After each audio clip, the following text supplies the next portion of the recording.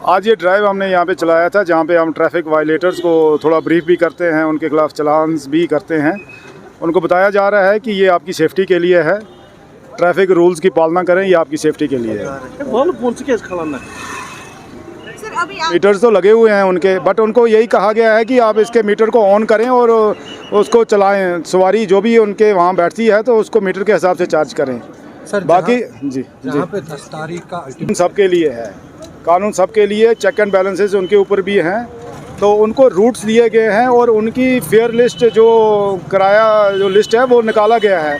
और लोगों से भी गुजारिश है कि वो उसी हिसाब से उनको पे करें जिस हिसाब से आरटीओ साहब ने उनका वो फेयर लिस्ट निकाला है। सर अगर तो फ़ायदा मिला है कि नहीं मिला है, फ़ायदे के लिए ही सब कुछ हो रहा है ना। लोगों को अवेयर किया जा रहा है कि अगर वो अपने आप को सेफ रख के चलाएँगे तो डेफिनेटली फ़ायदा ही है।